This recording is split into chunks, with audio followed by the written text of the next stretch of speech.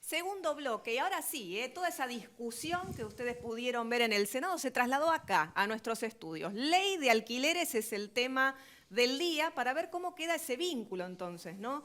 Que aparentemente desde algunos sectores quieren generar una puja, ¿no? Entre propietarios e inquilinos estoy hablando. Lo estamos llamando ya de inquilinos agrupados a José Griselli. En un ratito vamos a tratar de tenerlo vía telefónica, porque acá en los estudios la tenemos ya. A Andrea Varela, que es corredora, te doy la bienvenida. Muchas gracias. Gracias por estar. Aparte sabe de todo. Gracias por invitarme. Ahora le voy a preguntar también cómo está el mercado inmobiliario. Se comió toda la sesión, yo me aburrí, en un momento, la verdad, me fui. Dejé de mirar. Y lo tengo también a Joaquín Buján, que es propietario, también para ver, bueno, tu impresión. Voy a empezar con Andrea, me voy a meter ya de lleno, los chicos también son acá los especialistas. ¿Qué dejó el tema de la ley? ¿Qué cosas cambian? ¿Qué va a cambiar a partir de ahora en este vínculo, ¿no? A ver, respecto de la profesión, sí, que digamos es la parte que me convoca, sí. Hay una modificación pequeña en el artículo 1351 que ya decía que ambas partes le deben comisión al corredor inmobiliario o al que intermedia. Ahora nos reconoce como profesionales inmobiliarios en una especie de incumbencia locativa, como digo yo. La frase, digamos, que se agrega al artículo dice que en caso de haber un intermediario tiene que ser un profesional debidamente matriculado en su jurisdicción. Ahí los reconoce, esa es buena. ¿Y a quién le cobra estos honorarios? ¿A ambas partes? A ambas partes. Ya eso lo establecía el artículo 1351. Veníamos con un poquito de ruido en la Ciudad de Buenos Aires con la famosa ley 5859, mal llamada ley de alquileres. Era marketinero el nombre ley de alquileres, pero la 5859 no es una ley de alquileres. Esperemos que ahora se expida el Tribunal Superior de Justicia respecto del amparo que hay presentado por esta ley. Creo que ya quedó clarísimo que quedó el artículo 1351 evidentemente ya aprobado por todos, diputados y senadores, ya estaba en el Código Civil y Comercial. Eso de la profesión, ok. Ahora, vos como intermediaria, ¿no? En tu oficina se sientan las dos partes, ¿no? La tenemos, por ejemplo, voy a usar los ejemplos de Sampone, la tenemos a María, que es propietaria. ¿Qué cosa clave tiene que saber? ¿En qué se va a ver o beneficiada o perjudicada? A grandes rasgos, viste que esto es televisión. Bueno, a ver, yo creo que el gran perjudicado va a ser el inquilino, porque va a firmar contratos abiertos, ¿sí? El plazo es a 3 años y se comienza con un valor inicial, firma contrato 36 meses con ese valor, pero va a haber un índice que aparecerá en su momento, que deberá darlo el Banco Central, que va a ser un mix de la inflación y del RIPTE, que es un promedio, digamos, del salario. Ese índice aparecerá en su momento, dependerá de la inflación, cómo nos acompaña, que ese es el gran... Con la incertidumbre que hay, el gran tema problema. Números en Argentina es tremendo. Sí. O sea, uno a veces prefiere que te digan, bueno, es X, tanto. Sí, porque vos sabés tu capacidad de pago y sabés hasta dónde podés llegar. Claro. Y de hecho siempre lo pactado en los últimos años siempre fue muy por debajo de la inflación. Y era acuerdo de partes. Claro. Que me parece que es más saludable. Entonces me dijiste que el perjudicado más grande va a ser José, vamos a llamar al inquilino. ¿Y qué le decimos a María como propietaria? ¿Algo va a cambiar? ¿Algo va a perder? Como propietaria va a tener que registrar sus contratos en AFIP, cosa que, la facturación ya existía, la resolución 4004 de AFIP estaba respecto de emitir factura por los alquileres. Supongo que no la beneficiaría demasiado el plazo de los 3 años, porque no podría tener la posibilidad de disponer de su inmueble antes de ese plazo. Sí hay un tema que me pareció interesante respecto del plazo, que es que si el locatario ya está en tenencia, el locatario inquilino, para hablar más claro y que entienda todo el mundo, ya está en tenencia del inmueble, se puede pactar un plazo menor. O sea, si vence un contrato en los próximos meses, ya está el inquilino viviendo en esa unidad, supongamos que es un departamento, y va a poder pactar un plazo menor a pedido del inquilino. Qué clarita que es, Andrea, por eso acá traemos a los que, viste, te lo cuentan así de claro. Mari, ¿me permitís que vamos a aprovechar? Claro, tenemos una profesional de la hostia. Andrea, me llegaron muchas preguntas, te aprovecho que estás. ¿A partir de cuándo rige la ley? ¿Qué pasa con la 58-59? ¿Queda sin efecto? Yo te voy transmitiendo las preguntas que me fueron haciendo colegas nuestros y gente de a pie, como dice Mari. Después el tema de las garantías, ¿en qué cambió? Si querés vamos por esas tres, porque si no te voy a marear. Dale, vamos por partes. ¿A partir de cuándo rige? A ver, en principio habría que esperar que se publique en el boletín oficial y son 8 días, salvo que en la ley se establezca un plazo distinto. ¿Sí? A partir del momento que fue sancionada, publicada en el boletín oficial, y entraría en vigencia en esos plazos. La verdad que todavía no sabemos si se pactó un plazo distinto para... Bueno, esperaremos, perfecto. ¿Qué pasa con la 58-59? A ver, como dije antes, creo que el Tribunal Superior de Justicia debería expedirse y bueno, darnos la razón, y después de esto la reta no tendría por qué apelar. O sea, si no sucede eso, todavía no se puede seguir cobrando, se le cobra solo una parte en capital. Sí. Bien. En principio sí. Sería bueno, y esto como una idea, ¿no? que se me ocurre, sería bueno empezar a poner alguna suerte de cláusula en las reservas, ¿no? que digamos, nos habilite a cobrar después, porque si saliera a favor el amparo, no sé, habría que verlo. Y la última tendrían que verlo los abogados del colegio de pronto. ¿Qué pasa con esta ley, con las garantías?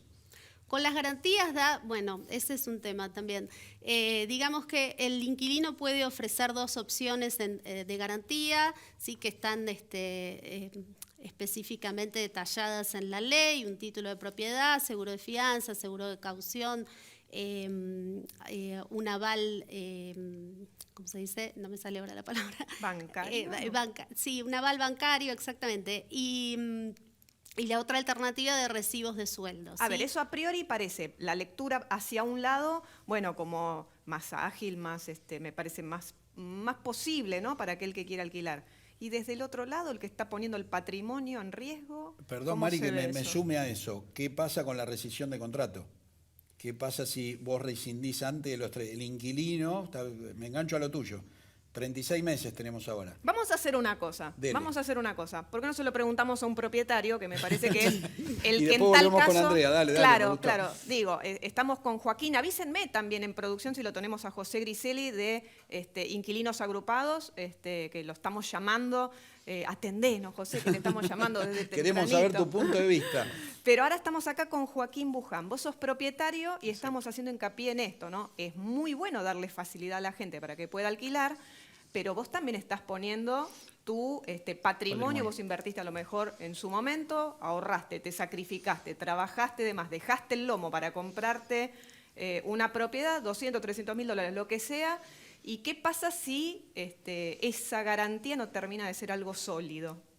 Igualmente las garantías, a ver, en mi opinión, es algo que uno nunca como propietario va a buscar ejecutar, porque justamente va a buscar un buen inquilino, que el inquilino realmente cumpla con la obligación de su alquiler. O sea, la garantía es el último recurso que le queda a un contrato de alquiler.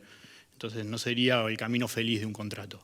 Respecto a este tema de las garantías, es como salió la ley ayer, en mi opinión, y es una opinión totalmente personal, y me parece un punto totalmente utópico en la ley, porque no es un punto donde la ley está exigiendo de que el propietario dé la posibilidad de presentar al menos 2 garantías de un listado de garantías que ya existían, o sea, de lo que ya se venía, estaba en la práctica. En un momento donde todavía no hay relación, porque no hay contrato en ese momento. Con lo cual, por más garantía que de esas alternativas que le puede ofrecer el propietario al inquilino, llegado el caso, al propietario no le llega a gustar, no le llega a convencer alguna de las garantías, no firma el contrato y no hay relación y no tiene cómo reclamar el inquilino en ese momento porque no es inquilino. Claro. Entonces, por ahí es un punto que trajo la ley de poca práctica y poco control en la realidad. Yo lo que me perdí es que sabía que antes, si vos querías alquilar en capital, necesitabas que el garante sea de capital. Ahí a veces a la gente que quería pasar de provincia a capital se le hacía difícil. No, eso... Perdón, Joaquín, era un uso y costumbre, no era ley. Lo que pasa es que hay todo atrás una cuestión de ejecución, pero muy bien lo que dice Joaquín. El propietario lo que busca es que el inquilino le cuide el inmueble y que te pague y que... Claro. A ver, nosotros siempre desde acá que pregonamos el café, que haya buena relación, los clientes nuestros son los dos, que en buenos términos es un matrimonio de 2 años. Ahora es un matrimonio a 3 años, Mari. Vamos a ver qué pasa en ese matrimonio. Quiero que hable Johnny, porque mientras lo buscamos José Griseli, que lo estamos llamando, que vos también sos inquilino en algún punto. Yo soy inquilino. Pero tengo 2 preguntas para hacer, una para cada uno. La primera es, sale esta ley de alquileres o como se llame, y yo conozco un privado que me quiere alquilar y queremos hacer un acuerdo entre partes. Y con el privado, con vos, y vos me conocés hace años, y yo te digo, che, escúchame, hacemos un contrato entre nosotros, entre partes. Y la verdad que sea entre 2 años, que sea 2 años porque la verdad es que es tuya la propiedad. Y vos podés hacerlo, aunque haya una ley que no sé, que te obligue a que sean 3, sea 2, pues yo en 2 años me voy afuera, me voy a vivir al exterior. Che, y escúchame, no tengo garantía, pero como me conoces, ni me la pedís, porque sabés que, bueno. Y entonces, podemos nombrar todos los puntos estos de bosta que tiraron en la ley, y lo firmamos, el contrato, y hacemos. ¿Qué pasa? La primera pregunta es, ¿qué pasa si firmo un contrato entre partes y no es como la ley lo dice? Porque, digamos, él es el propietario y yo soy el inquilino y nos ponemos de acuerdo, no veo que otro problema haya. Esa es la primera pregunta para vos. Bueno, en principio no podrías pactar en contrario el plazo, porque es de orden público. Sí podrías llegar a hacer un contrato por menos tiempo en caso de que haya un fin determinado. Por ejemplo, tenés que alquilar en determinada zona 1 año porque venís a hacer un doctorado, suponte, y sabés que no vas a necesitar más que ese tiempo, o un tratamiento médico o algo así. En general eso ya estaba en la ley y se solía adjuntar al contrato, digamos, la documentación que demuestre fehacientemente que había ese fin determinado detrás. ¿Sí? Eso podría ser una alternativa. Otra alternativa podría ser que hagas un contrato por los 3 años y rescindirlo cuando lo necesites, y suponte que pactaran que eso sí se podría hacer, que no tuviera penalidad si hubiera una rescisión anticipada. Eso sí podrías hacer, pero no el plazo.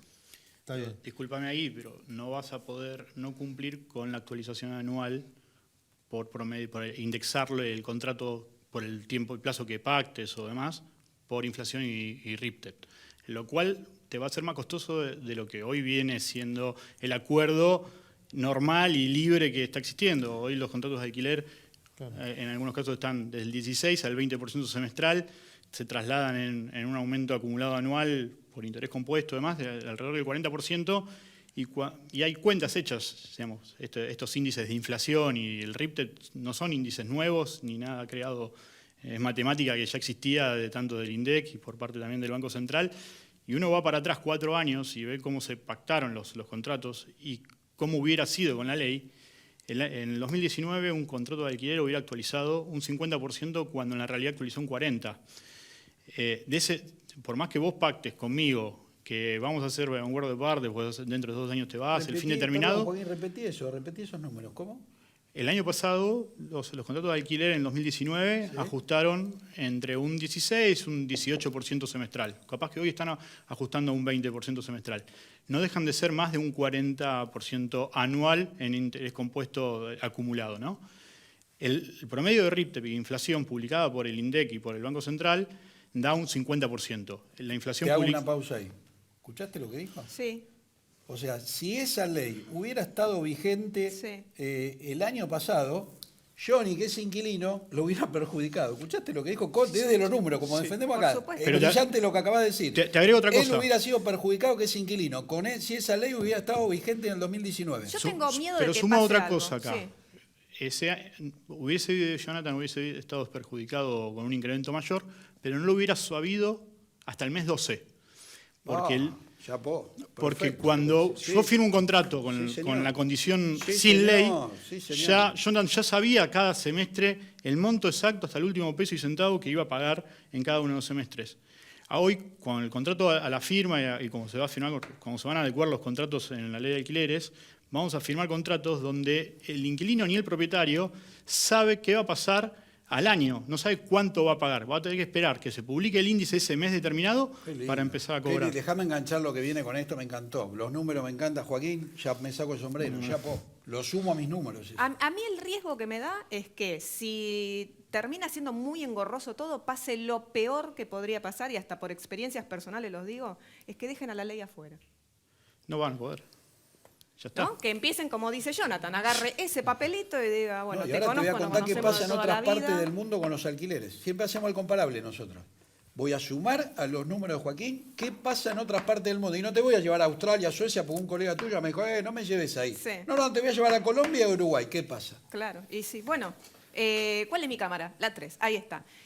Debate interesantísimo, porque la ley sale, pero usted del otro lado, si es propietario, si es inquilino, se va a estar preguntando, bueno, ¿y a mí en qué me va a cambiar la vida? ¿Qué es lo que voy a tener que pagar de más, de menos? ¿Qué arriesgo a partir de este momento? Lo seguimos debatiendo acá. Del Senado directamente se trasladó acá la discusión. Vamos a una pausa cortita y ya venimos.